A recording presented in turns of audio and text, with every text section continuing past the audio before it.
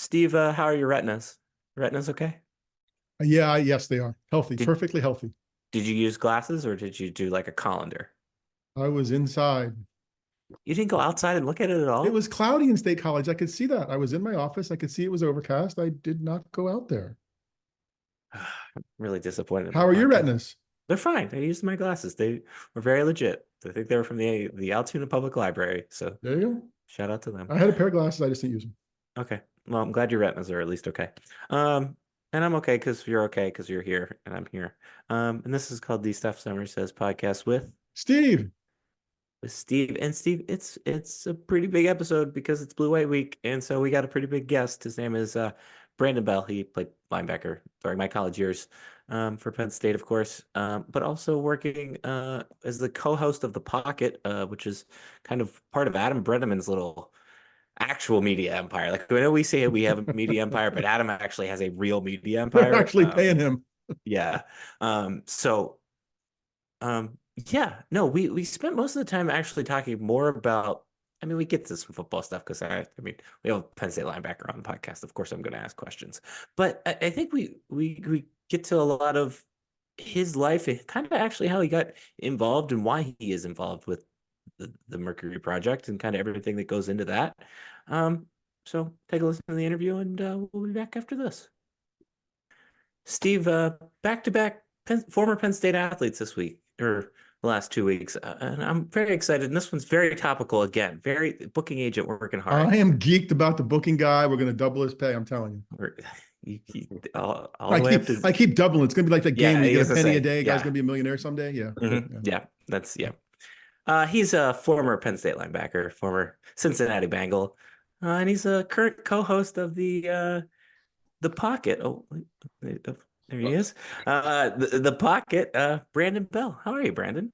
What's going on? What's going on? I appreciate that introduction. How you guys doing? Good. We're Wonderful. good. We're excited you're here. We're excited to talk a little bit of football, talk a little bit about you. Let's just get into it. What's it like having Adam Brenneman as a boss? AB is actually awesome. He is awesome. I've spoke about it before, but I noticed his kind of trajectory a few years back once he got into the media game and from coaching, and he's kind of only been elevating. I admired it from afar, and then the stars kind of aligned, and they reached out, joined the squad, and I've been happy to kind of see the growth, be a part of the growth. And but AB's fun, man. He's about his business. I tell you that. He comes off very diligent, and I respect that. And I think one of the best benefits of Penn State fandom has kind of been the whole Mercury group and kind of everything you guys are doing. Um, but how did you kind of get roped in, and what made you say yes to kind of join that process and that group? Yeah, like I said, I was just admiring from afar, watching the content like a fan as like anyone else. And then as the season approached, I mean, I've had conversations with AB and I've seen them around. But as the season approached, maybe it was in mid-June or July, I would say, of last year, honestly, it just hit me up. Hack had some ideas, but he wanted a kind of a partner, didn't want to be by himself solo, kind of doing content as he was kind of new to it. And, honestly, I guess they just thought of me. They knew I was in the media industry. Me and Hack have a great relationship, live not too far from each other. And they reached out. And like I said, I was already a fan. And, when you see a good thing going, it was easy for me to just, accept and join the squad and help produce more and more content. How has it kind of now being in the analyst role or podcast co-host role, how has it changed your perspective of how you consume or are around Penn State football? Yeah, that's a good question. I won't say it has changed much, at least not yet. I still kind of see it through, player, alumni, Letterman's eyes. But, when we come back and we're speaking on certain topics, I do kind of see more of a kind of journalistic view, kind of want to give viewers a different perspective. So I'm always kind of, since being in the media industry, always kind of looking for an angle, storyline, things of that nature. It was not just, hey, X's and O's football, but what's the story behind X, Y, or Z? And that's kind of how I started to look at it more and hope to create more and be more creative with that. Do you hear feedback from people, and what kind of stuff do you hear about what you're doing, and then what do you value of what you hear or not value? Like, what do you know to ignore, and what means anything?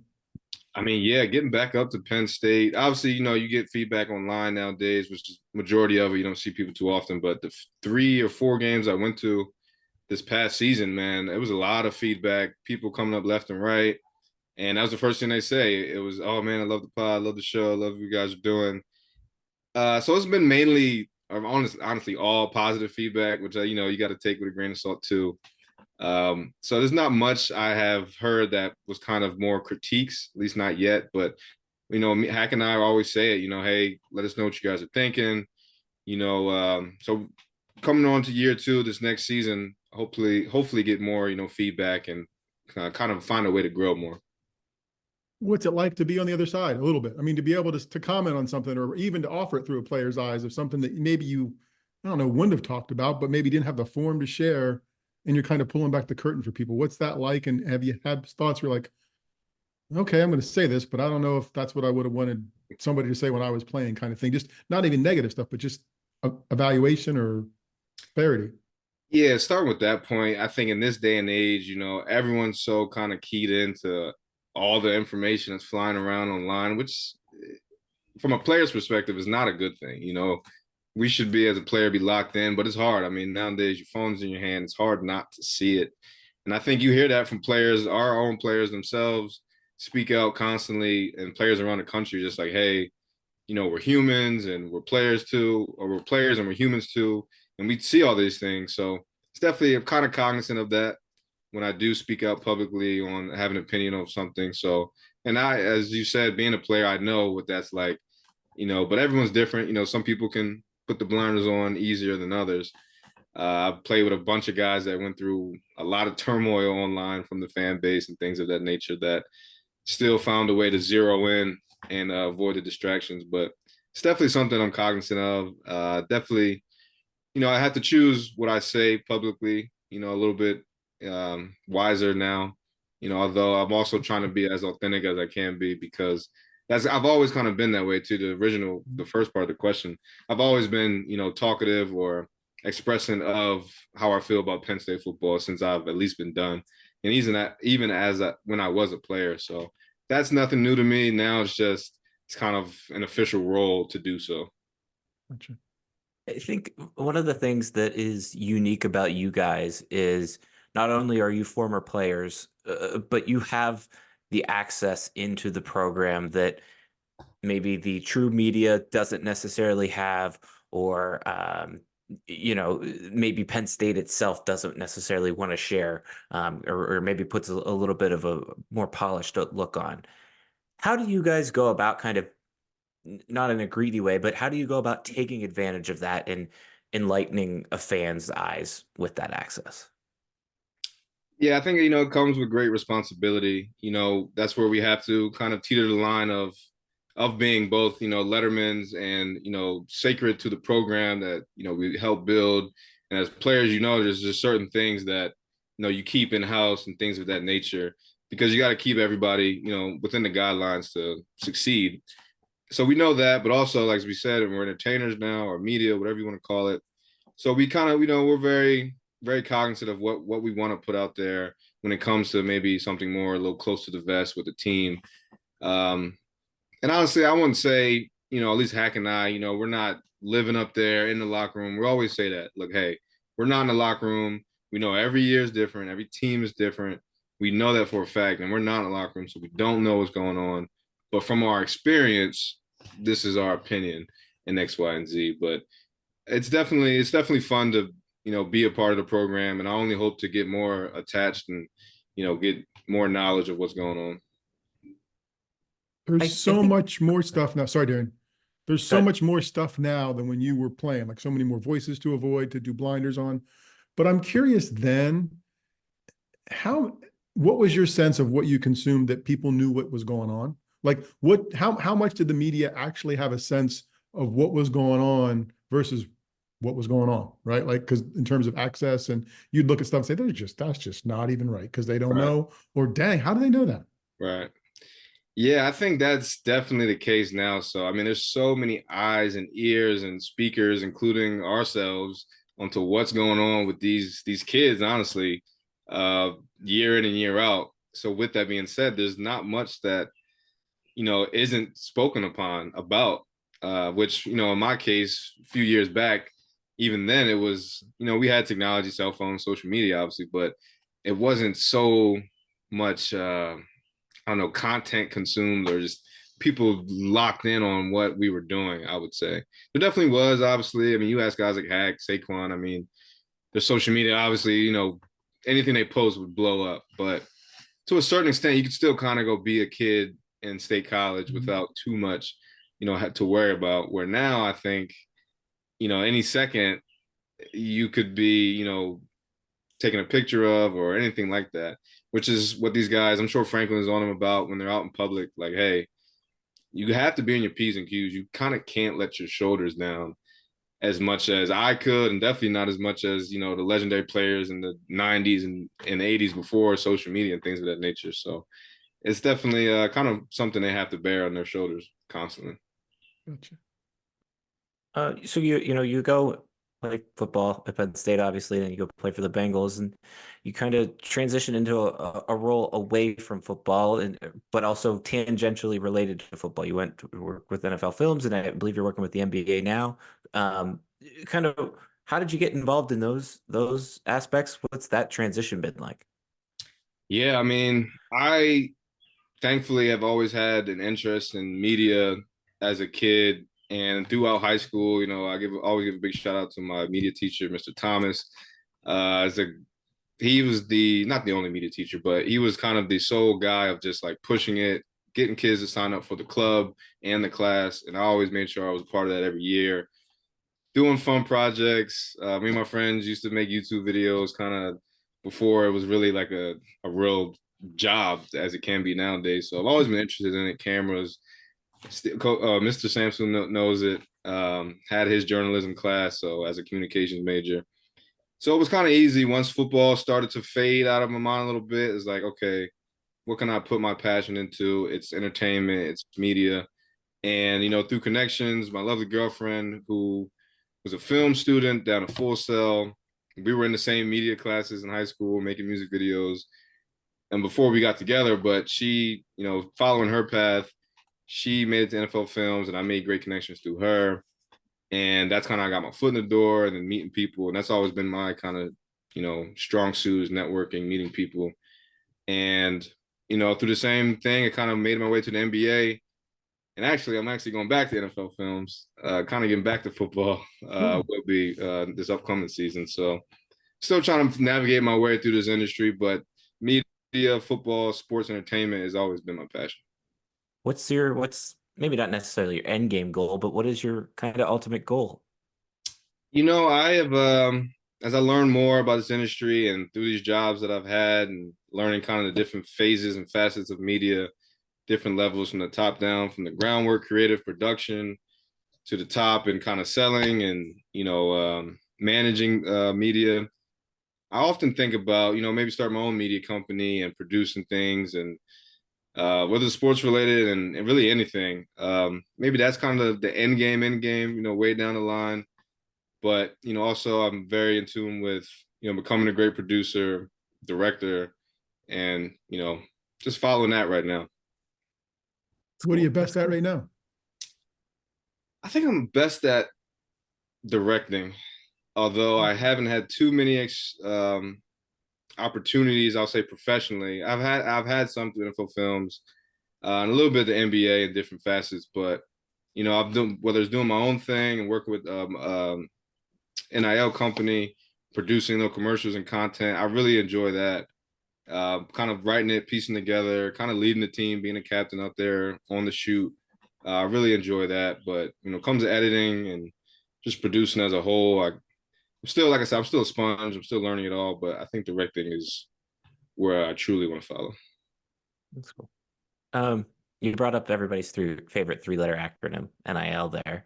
I'm curious, you just kind of missed the boat on the NIL experience as a player. I have to ask, what would you have, how would NIL have changed your college experience?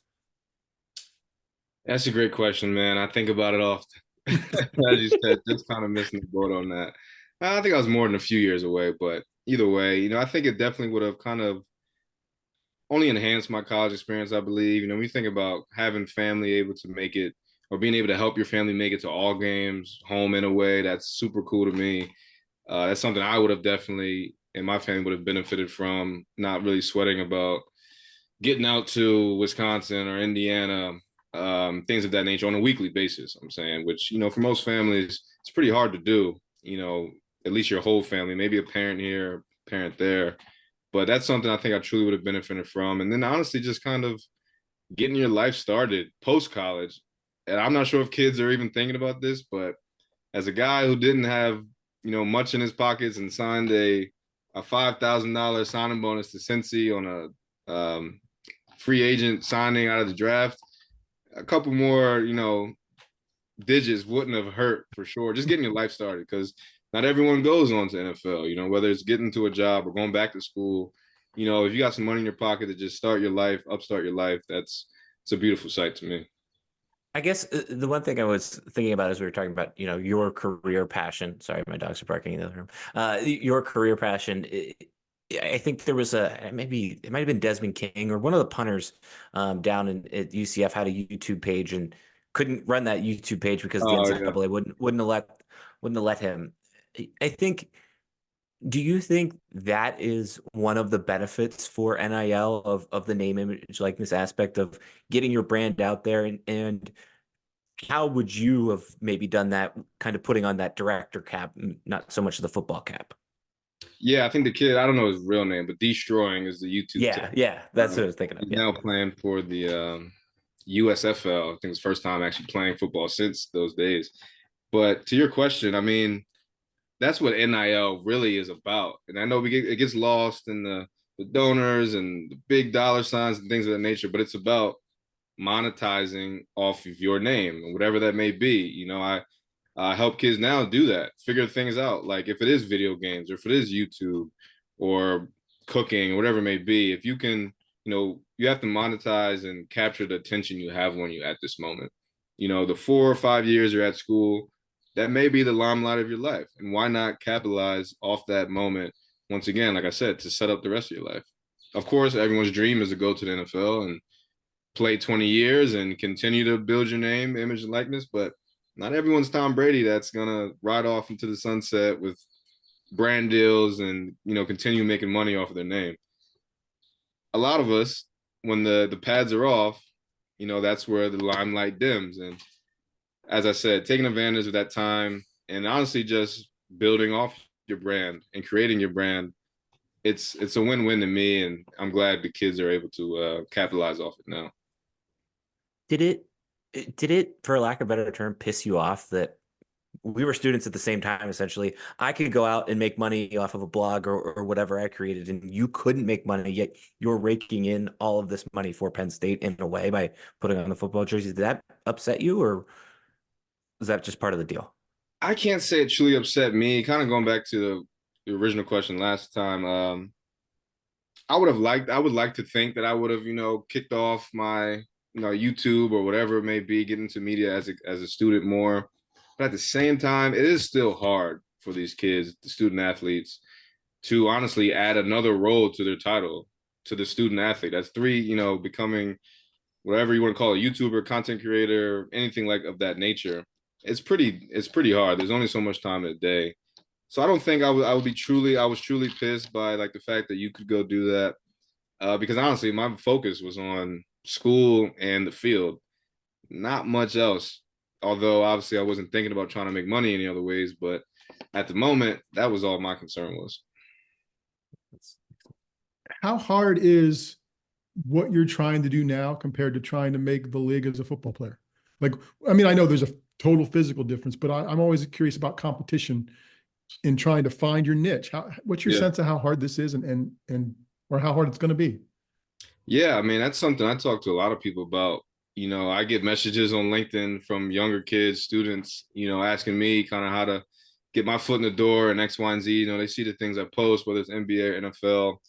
And I always tell them, like, look, I'm not going to come to you like I'm some, multi-Emmy winning producer director. but I will give it to you straight. Like, hey, this is a competitive, almost, I would say it's just as competitive to get in as the NFL. Maybe not just as, but it's hard in the same regard because there's so many people that want to do it. I even look at Penn State. Talking to Mr. Portman the last few years, there's new majors and the new buildings and the media aspect. Everything is, which is great for the kids. It's centered around sports specifically. I think when I was in school, there was maybe sports journalism. That might have been the only kind of sports specific. You could probably correct me if I'm wrong, but definitely wasn't as many as there are now. I go into the new building on campus and the studios and the radio, the newspapers in there, the podcast rooms. I mean, it's great for these kids because it only elevates, the industry as a whole. But you also got to think, how many kids are Penn State bringing in each year? 45,000, 50,000.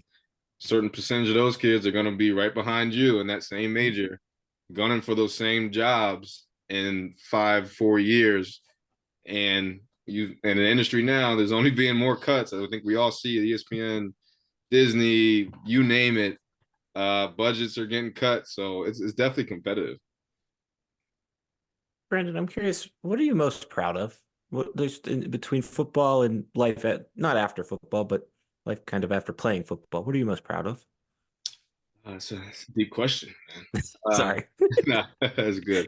I'd say I think I'm most proud of just remaining myself throughout my journey. With all the success and failures in football, kind of taking all those lessons into life after football and just remaining myself, continuing to kind of build off the kind of core values that I have. And, I think you carry those things, through the ups and downs because, we all have them.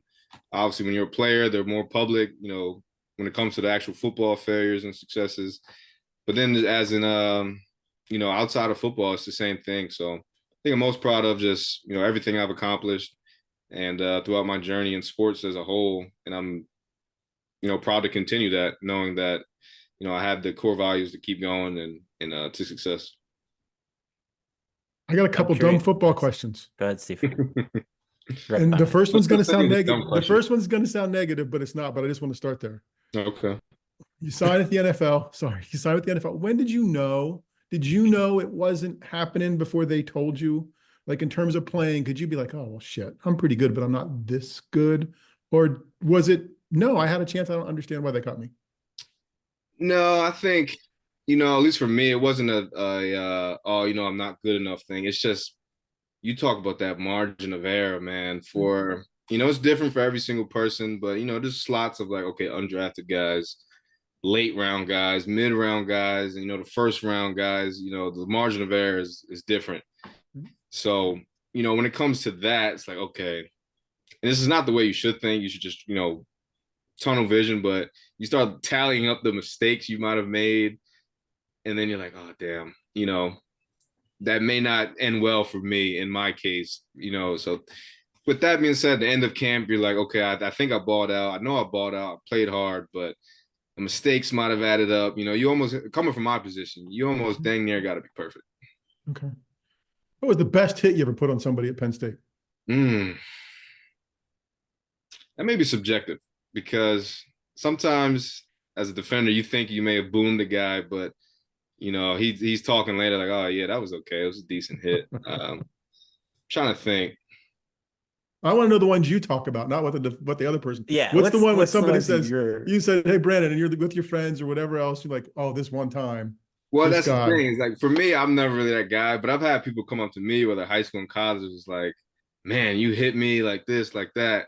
Sometimes I have a hard time remembering the actual hit, but to them, it's way more of a bigger deal. But off the top of my head, I don't know.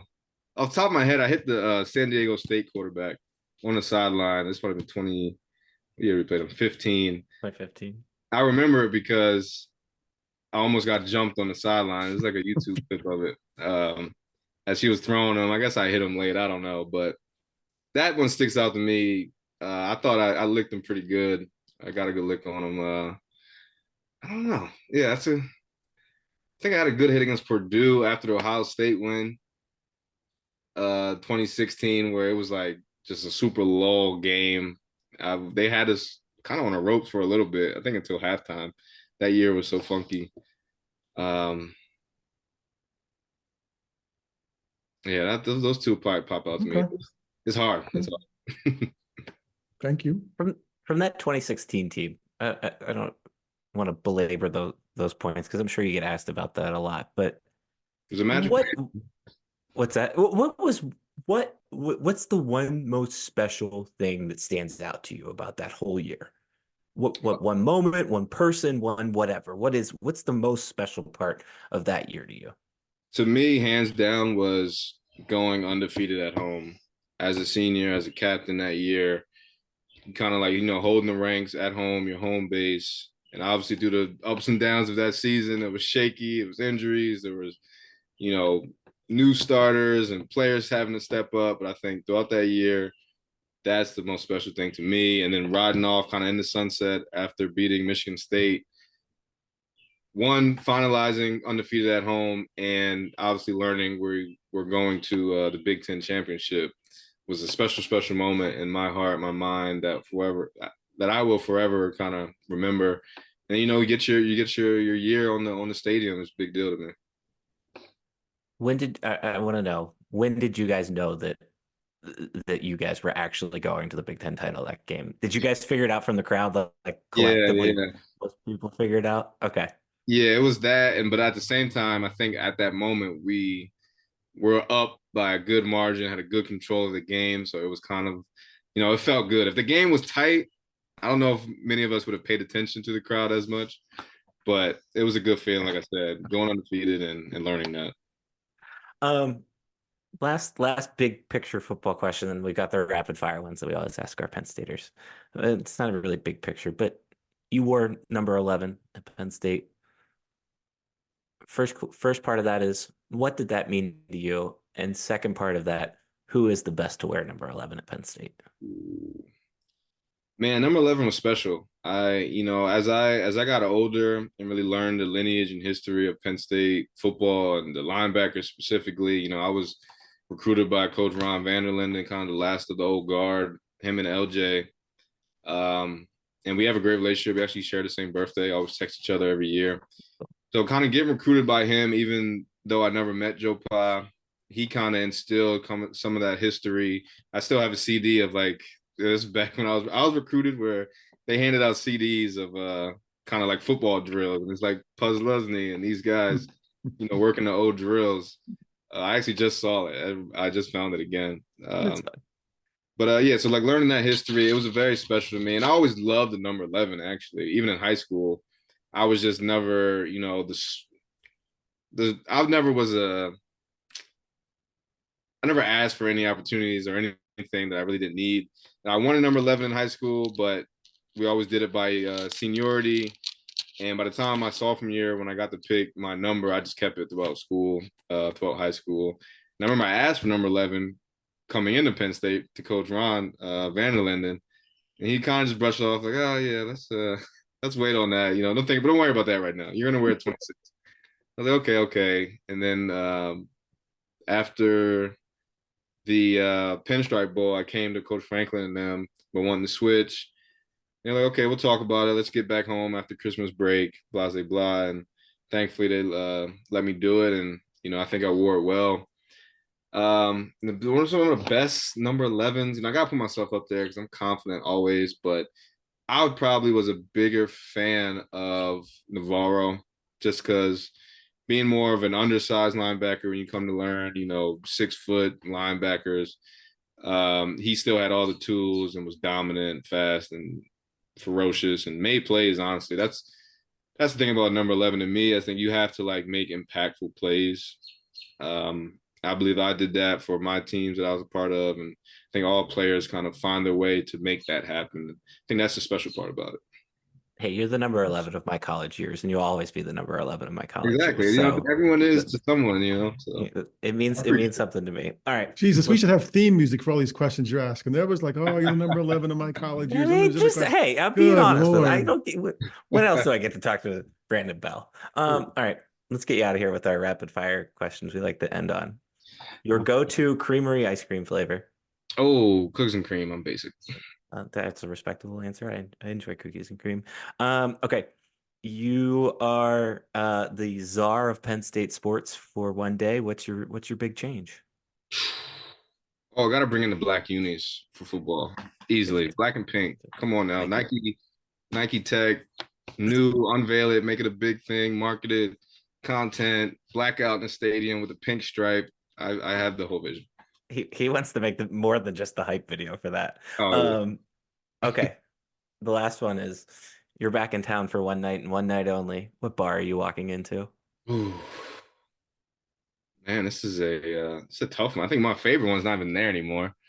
Uh, What a was lot. that? Yeah, well, that's Uh, an acceptable answer. I say Chrome. Me and my friend Jordan Smith Smoothies love Chrome, the little hookah bar at the end. But now there's so many connections and it's a little political. I gotta say champs at the same time. Okay. Penn is always a classic. But I have relationships everywhere, so Okay. I'll say those three. I'll cheat. Okay. Well, that's fair. You know what? Now that I think about that, I think I ran into Brandon Bell at Chrome one night. Oh, Um, you went to Chrome, probably for I sure. probably did. Yeah. Now that I think about that. All right, Brandon. You've got the podcast. Where can people find the podcast, your stuff? Really your moment to plug. I appreciate it. Yeah, you can find everything, the pocket, through the state media handles. That's Twitter, Instagram, and all the other content we're pumping out. The Mercury, Team Mercury, mothership of it all. And then you can find anything I'm doing, personally at __ BBELL. That's B Bell. That is me on Twitter and Instagram. Looking to pump out more content myself. It's a little hard, but I'm always trying to push out more things for myself. Just create, as I was saying before. I'm part of an NIL, marketing team, Act Sports. We're helping some young athletes kind of monetize, as I said. And you can find everything there at acts.sportsgroup on Instagram. Pumping out content as well. So that's about everything right now for me. And looking forward to get back to football, get back with NFL films and produce and edit more content too. Cool. Well, thank you for joining us, Brandon. Thank you guys for having me. Steve, do you want to know what the highlight of that interview was for me? It wasn't that we got the interview at Penn State It was linebacker. that you both went to Chrome. Well, it wasn't even that. No, it was the fact Wow. that he called you Mr. Samsel. Oh, I love that. That made me I so I happy. when he said it at the time, I'm like, that's why he's a good dude. Like, God He's bless him. he Yes. no. That was great. That was very insightful because I think a lot of times, particularly with football players, and maybe particularly with Penn State football players, we are so wrapped up in the persona of them that we forget that there's a real person there. And I think between the Pocket podcast itself and then kind of that interview there, just that conversation, you get to see, Brandon has high intentions and wants to go places and wants to accomplish a lot. And I think that's commendable because I think, you know, a lot of people could just throw in the towel and say, yeah, I made it to the NFL. We're good here and move on. But he really wants to achieve something and do something. So credit to Brandon there. That was interesting. I think the the couple of interesting parts to me of that interview, though, the NIL aspect, I was curious about. And it's interesting to hear that like he there are other we forget about the kind of going back to the initial point. We forget about the actual impact of NIL. And I know for you that's you struggle with NIL in general, but that I do see that a lot. And I think that's one of the good aspects. And to me, one of the aspects that has always made no sense that I could make money, but he couldn't. So that was interesting. And I think just his career journey is interesting. How he kind of transitioned from life after football. I think it's exciting because I think what they're doing with Mercury and what he's doing with kind of the two leagues, is exciting, and he's going to go places that you're going to know him not just as a football player. Yeah, I think he's thoughtful, he's organized, he doesn't react just to react, right? Like I think he has a plan. And I think that's the way he was as a student, right? Like he was diligent, smart, paid attention. And I think he's, like you said, he's networking. Whatever some of his strength is networking. Like get me in the door and I'm going to figure out how to do this. I'm going to ask questions. I'm going to be a sponge. And I think that's true to who he is. I thought his NIL answer about time management was important too, right? Like, I mean, we think, oh, hey, here this is. And I think for me, and clarify, and maybe, and again, it's shades of gray and splitting hairs. Like, I'm okay with the NIL for the kid who's really the moneymaker, right? Like, but when we're giving everybody money just for being there, that which is what the consortium has made the NIL and like this pay for play thing, that's where I struggle with it because it diminishes the scholarship value of it. But I thought he was great about what would I do with NIL, because I think there was a part there where he was like, okay, would I have had time for that? And I think even, and this is me projecting now, but would I have been smart enough as a college kid to do what I know to do now in his role? Like in his role now, he knows, oh, I got to create content. I got to do this. I hope the kids, and I have a couple aspirational asks. I'd like to get Omar Easy on from the brand stuff from Penn State to see what they're telling kids. Like, because it's great. I got this money. I'm going to have a plan. I'm going to do whatever. But I could buy this right now too, right? And I'm a college kid, right? So I think that's a part of it. But I know I love Brandon's perspective and his hard work. And yeah, he's going to do. I'm glad he's back at NFL Films this year. He's got Hard Knocks coming up. He's going to be great. Yeah, and I think that's the thing that stood out to me too is the thoughtfulness that he had, particularly about how they've approached this Mercury/State Media venture, because he's respectful of the power that he has as a voice, kind of being a former football player. But I think the thing that I've enjoyed about them is, and this isn't not to diminish their podcast or whatever, but I think like every time I listen to their podcast, I forget that that's Christian Hackenberg and Brandon Bell, former Penn State football players, and it's very informational, and I think that's why they do a nice job with it, because they kind of put that to the side. So credit to them for that in particular. So, but yeah, thanks to Brandon for joining us, Mr. Samsel. That made me happy. I enjoyed that. There you go, making your day. Okay. This week's blue white game is Saturday at 2:00. Penn State will play Penn State. This is your blue white preview. I don't know. I I said to you as we were kind of coming down with our content list of what we're going to talk about, I haven't really formulated my thoughts on the Penn State football season or Penn State spring practice or anything of that matter quite yet. So I think this is going to be the first tapping of the well. So here we go. This is all very raw and random, and here's where I'm at with the season. I think Penn State really has to make the playoff. I think just in the eyes of everybody involved in this conversation, everybody, it's just, and maybe it's just my personal stress levels of, I don't want to just deal with the life of Penn State not making the playoff, because I just really feel like they have to make the playoff this year. And I hate the hold the gun to someone's head type thing, but that's really where I'm at with it. I'm interested to see how this team matures, because this will be kind of year 3 of this core between Drew, the running backs, and Abdul. I feel for the most part, I think the roster turnover isn't going to be that aggressive or concerning to me. I think the wide receiver thing is still going to be the biggest issue, and that is very much until proven otherwise. I feel very much solid about Penn State's defense, and I'm excited to watch Penn State's defense under Tom Allen. So those are my initial 30 seconds of thought that I've given the Penn State 2024 Penn State football season. So you'll be in the rebuttals? stadium on Saturday. What will you be watching for? Well, I don't know if I'm going to be in the stadium on Saturday, because it's very much weather dependent with It's going to this be new dry. parking situation. But it's supposed to rain all week and mud. I have to park out. I'm not rich enough, Steve. I can't park on pavement. Yeah, there's wealthy people. I know. What No, would you, if you were to be if in the I stadium, was in the what would stadium, you, to if you answer your did win the question, stadium, what would you like to see? What would you focus on? I'm interested to see the energy levels, because I think the thing that has come through in the media, um, make that face at me. I think the thing that I'm most interested to see the energy levels, because I just last year kind of ended disappointingly, but yeah, last year was also a building block year, kind of looking back on it. In a lot of ways for that core of guys that we mentioned. I'm interested to see what the energy levels are like, because we keep hearing this about Andy Kotelnicki. We keep hearing this about Tom Allen, that there's a refreshing air But I've read multiple different columns, angles on this refreshing air around practice at the Lash building. And I want to see if I can see that. And then I'm just going to completely forget about it, and we'll really start to pay attention to it come July. Sir, Is that fair?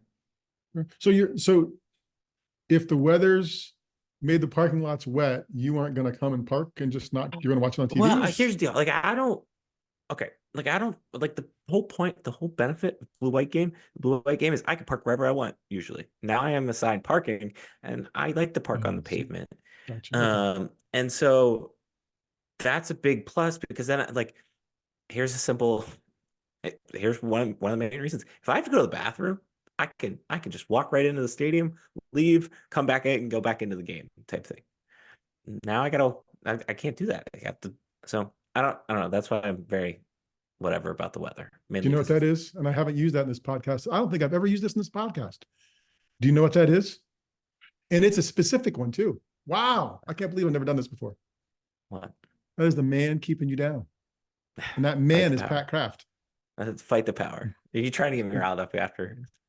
No, but I when you said parking, I totally forgot open parking for blue white, and you were losing like just because I don't. Legitimately, I think it's. Did I rant about this last week? I don't think you've complained about the parking. Okay, can I rant about it now? Last week it was student ticketing. So yes, you have time to talk about the parking. I just think it's kind of BS. Like the whole point of the blue-white game is the one we've talked about this before. We talk about this every year. It's the one affordable time that any family can show up and bring your family to the game and have a good day, have a fun day about Penn State football. And now we have to either have day of parking, which I'm fine if they want to charge me for parking because it's no different. Like they're either charging me for parking or they're charging me for a ticket to go into the game, and that's fine. I don't care what they do with that money. But like it makes no sense. Like they have all of the lots for the same day of game parking way out in the cow fields. Who's gonna want to park there? Like who knows to park there? Everybody, I don't know. I'm grumpy about blue white, so that's why I'm grumpy about this weekend. I'm just now reading the rules like this. So it went from was park. Did you have to pay for parking last year? Well, it was part of your season ticket package. Part of the season ticket package. I think it's like the last few years you've had to pay for it. Okay.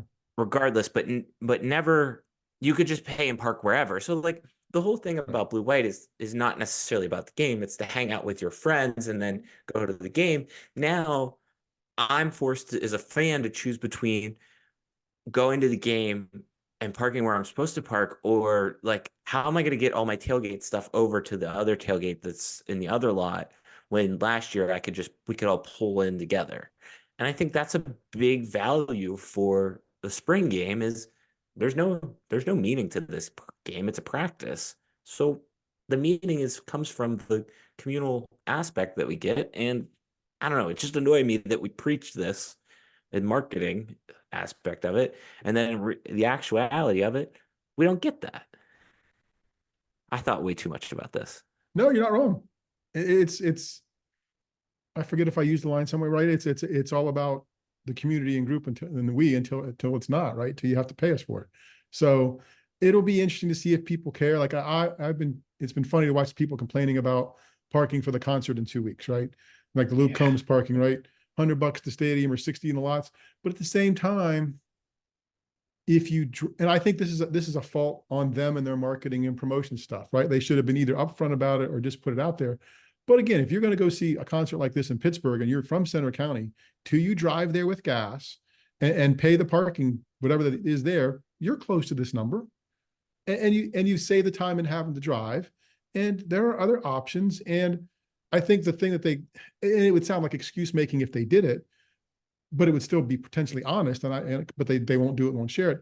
Luke Combs is doing 2 nights in every football stadium he's going to go to, except this one. He's only doing 1. And I assume he's probably not giving Penn State a break on how much it costs for him to show up. Maybe he is, but they're probably trying to make a decent amount of revenue in 1 night that other people are making in 2.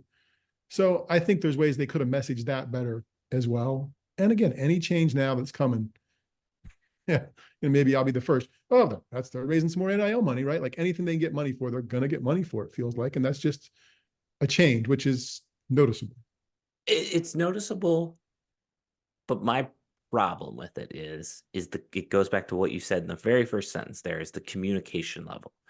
And I feel like between the student season ticket thing, between the parking thing, because they didn't announce that up Mhm. front when people bought their tickets, and tickets don't seem to be that cheap for this concert. I mean, I'm not a country guy, so I don't know the draw of Luke Combs, per se, but I think, and then goes back to the NIL, or I'm sorry, the Nittany Lion Club donation increasing on season tickets this year. Just be, if you be upfront with it and say, hey, here's why we're doing this, here's how we're doing this. Maybe you show me that you put a little more thought into it than you necessarily did. That's the student ticket situation in particular. I think as a fan, I can at least digest that a little bit better. And that's why I'm having a tough time with all of this kind of this is now 4 or 5 things in a row that's just kind of annoying, that the communication here goes a long way. I think that's fair. Yep. Okay. Um, any football thoughts at all? Uh, I think you're right. I think as we look to the fall, I think the playoff is going to be what people expect, have as an expectation. There's just so little that I think you can gain from watching blue white, or that Yeah. need, as long as nobody gets hurt. Like I can't even, maybe there's a lineman, right, who came in now and it's after 15 practices. Maybe you can see if he's half decent and hold himself up against somebody who's been here longer.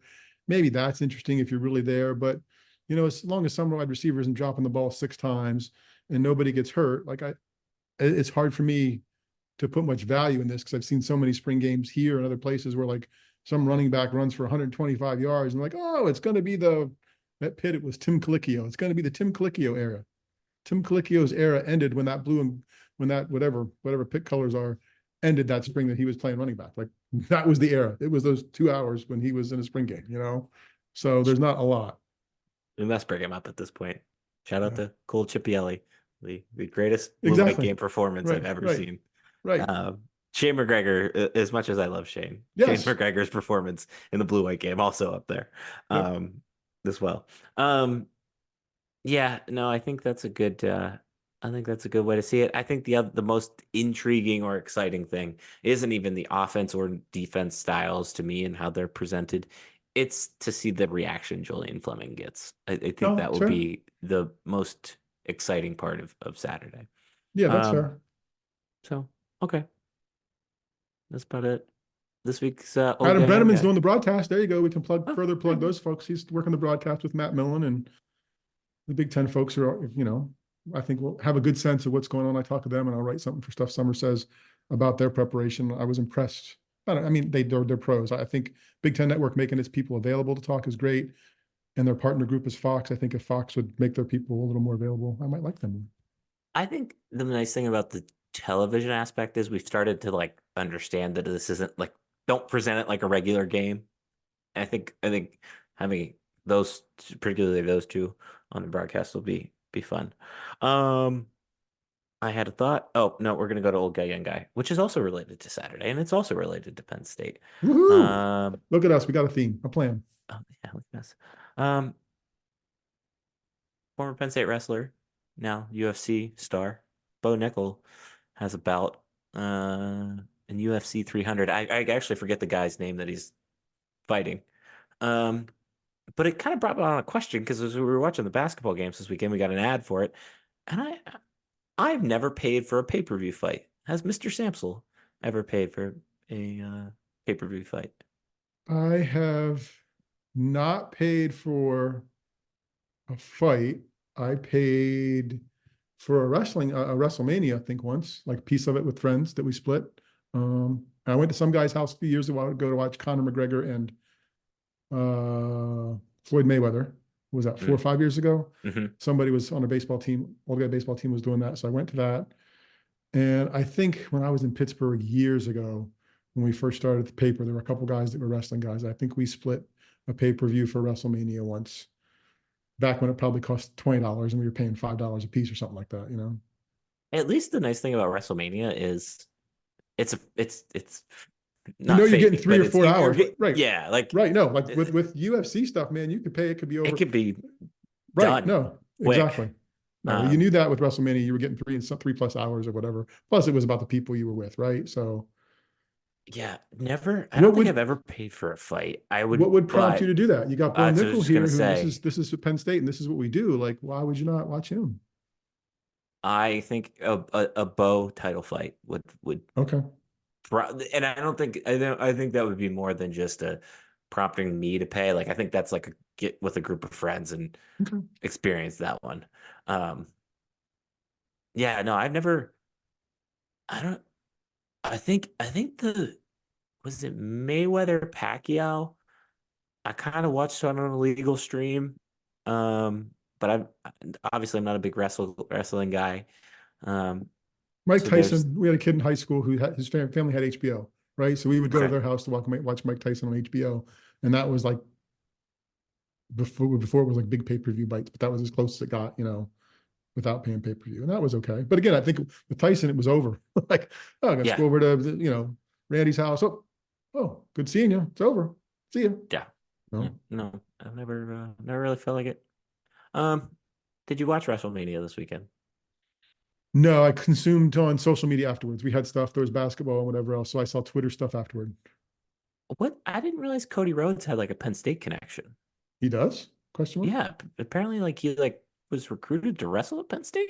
Oh, maybe, Uh, possibly. um, which is Sure. interesting. So we can essentially say that no, Penn State has not only all of these national championships, but the undisputed heavyweight champion of the world or whatever his title is. Sure. Let's go Just with getting that. wrestling content in here because that's There you what go. works really well There for you us. go. Yeah. Okay, well that's this week's podcast. Maybe I'll see you Saturday, Steve. Maybe. We'll have to talk. Maybe you'll have to slum with those of us that aren't, over by you rich people at the stadium. We'll see. We'll figure it out. Might just, I don't know. Might just park at the deck. If the deck is open, I might just do that. There you I just want ice cream. I kind of just want I kind of want to go for the ice cream, and that's it. go. I mean, They'll to see sell it to you you. too. Okay, that was this week's podcast. I'll have something on the blog. We do our usual pattern, I think, of like a Thursday game preview type thing. Um, I'm putting together something else a little fun. I'm not gonna tell you what that one is, but it's fun. Cool. It's not a blog post, it's just like a social media post, but I think we'll have fun with that one. Put that together. Sounds like you're gonna write something. So excited Yep. about that. Um, so that's all on stuffsummersays.com on that website. There's a section called Steve. with Steve. Thank you to Brandon for joining us. That was a great conversation. Be sure to check out all of his stuff, all of their stuff. Um, we've got emails. Mine's Darian at stuffsummersays.com. Steve's is. Steve at stuffsummersays.com. And Steve, I actually got like 2 emails this week. Not to brag, but like I was very excited. So thank you to everybody all those 2 people that emailed me. Everybody, two of you. All One of them two was a of you. Bill. And other than that, subscribe for 5 stars, thumbs up. Thank you to everybody that's recently subscribed. Twitter handles? Yeah. Mine's at Stuff Summer Says. Steve's is. At Steve Samsel. We're out of here. Goodbye.